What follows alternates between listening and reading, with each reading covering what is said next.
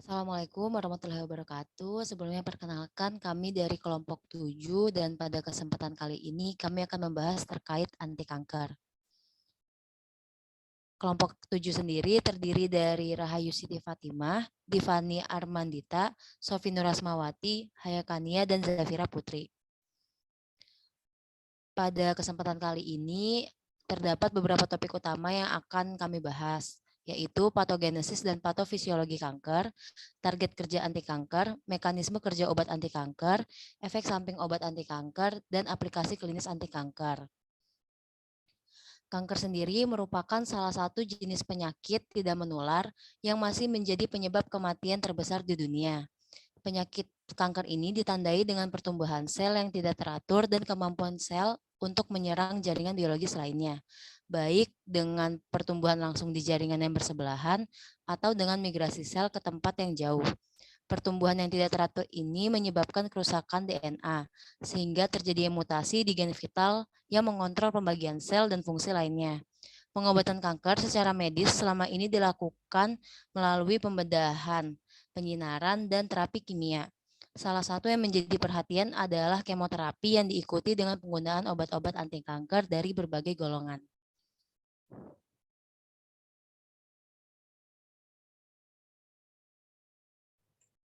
Kemudian untuk patofisiologi akan dibacakan oleh saya sendiri, Zafira Putri. Fase untuk patofisiologi ini ada yang pertama fase aktivasi, di mana munculnya pemicu sel kanker yang menyebabkan perubahan sel dan substansi zat yang akan menetap dan menempel pada DNA sel. Kemudian ada fase inisiasi, yaitu saat zat menempel pada DNA tertentu akan membuat sel lebih sensitif terhadap zat berbahaya atau radiasi. Kemudian ada fase promosi, yaitu timbulnya gumpalan sel abnormal yang mengikat bersama untuk membentuk suatu massa atau tumor. Kemudian yang terakhir, fase progresi, di mana sel akan terus berkembang biak dan menyebar ke jaringan terdekat, dan jika sel tersebut masuk ke sistem getah bening, sel-sel abnormal akan diangkut ke organ tubuh lain.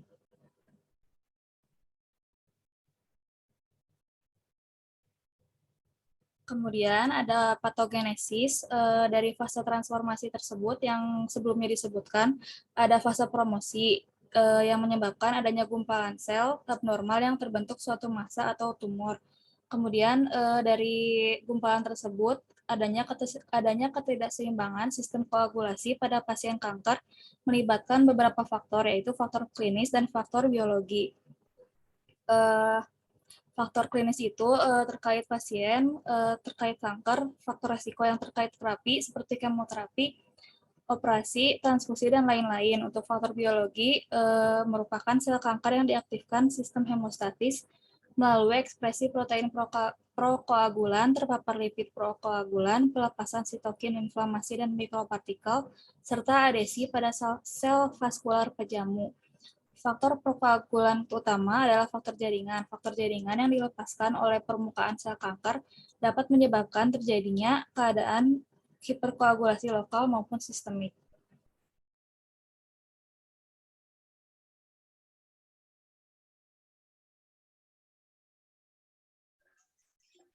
Selanjutnya ada target kerja anti kanker yang akan dibacakan oleh saya sendiri, yaitu Sofi Nurasmawati Latifah.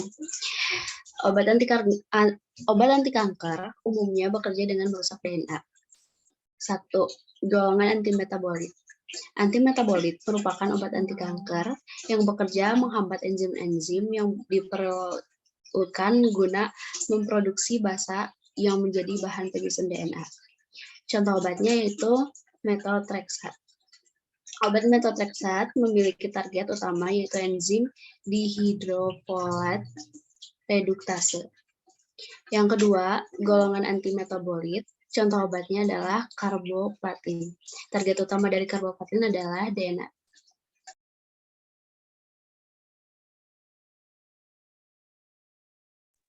Selanjutnya ada mekanisme kerja obat anti kanker.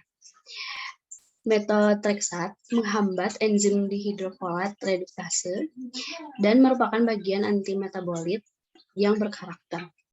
Enzim tersebut sebagai katalis dihidrofolat menjadi tetrahidrofolat saat sintesis asam folat sebagai bahan dasar sintesis DNA, metotreksat termasuk analog 4 amino, N10-metil asam folat. Obat ini banyak digunakan untuk kemoterapi anti kanker.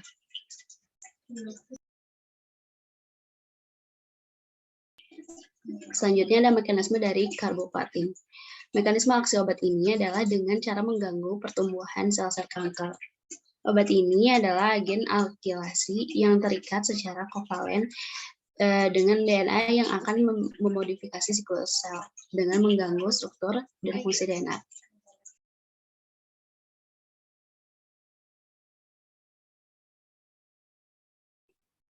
Selanjutnya ada efek samping obat metotrekstat.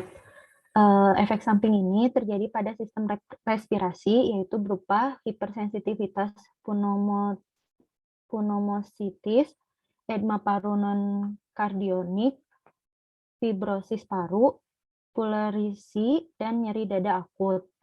Kemudian ada efek samping pada sistem renal menyebabkan nefrotoksisitas akut sebagai akibat dari penumpukan di intratubular. Kemudian penumpukan obat di tubulus ginjal. Efek samping obat ini juga mempengaruhi sistem saraf pusat, yaitu iritasi minimal, paraparesis, transit, dan ensefalopati. Efek samping yang lain yaitu ulerasi mulut dan gangguan saluran pencernaan, atau luka pada mulut dan gusi akibat peradangan dan diare. Selanjutnya ada efek samping obat karboplatin. Efek samping ini terjadi pada sistem hematopoiesis berupa leukopenia, trombositopenia, dan anemia. Efek samping yang lain terjadi pada sistem saluran cerna berupa mual, muntah, diare, dan konstipasi. Kemudian ada efek samping pada sistem ginjal yang terjadi penurunan bersihan keratinin, peningkatan kadar asam urat, blood urea, nitrogen, dan keratin serum. Kemudian ada efek samping biokimia, yaitu terjadinya penurunan kadar magnesium, natrium, dan yang lebih jarang kalsium serum. Efek samping yang lainnya yaitu ototoksisitas, yaitu otototoksik klinis umumnya berupa tinnitus. Kemudian ada pada sistem hepatik yang terjadi peningkatan enzim hati dan terjadi reaksi alergi yaitu ruam, demam, dan pruritus.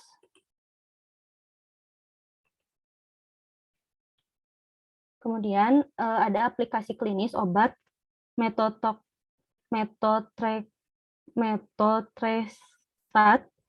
yaitu bersifat antagonis folat, merupakan sitostika pertama yang efektif pada leukemia limfa akut dan kanker korion yang telah menyebar. Obat ini juga merupakan salah satu regimen klasik yang digunakan banyak pusat onkologi untuk terapi penderita kanker kepala dan leher, dan atau metastatis.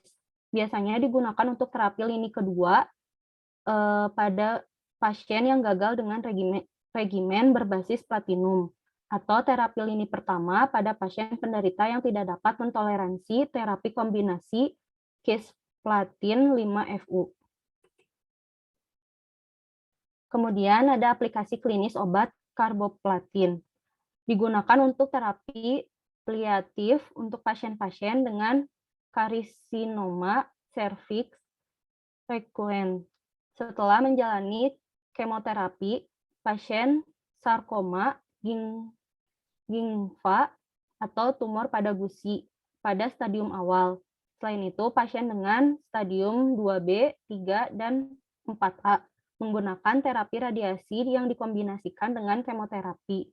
Kombinasi palitasel dan karboplatin dan palisatel cisplatin digunakan untuk pasien kanker serviks yang telah bermetastatis.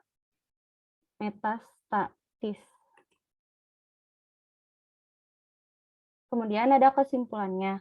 Kesimpulannya yaitu kanker terjadi karena kematian sel yang terjadi karena kegagalan diferensiasi seluler yang menyebabkan perubahan posisi seluler dan kapasitas untuk berproliferasi.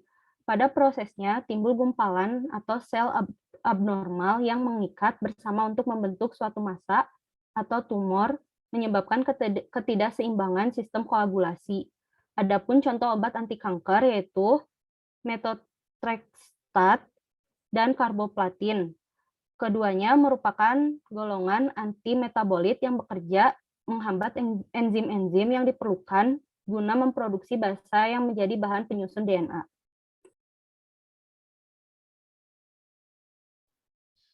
Baik, mungkin sekian dari kelompok 7 yang bisa kami sampaikan. Mohon maaf apabila terdapat kesalahan. Terima kasih. Wassalamualaikum warahmatullahi wabarakatuh.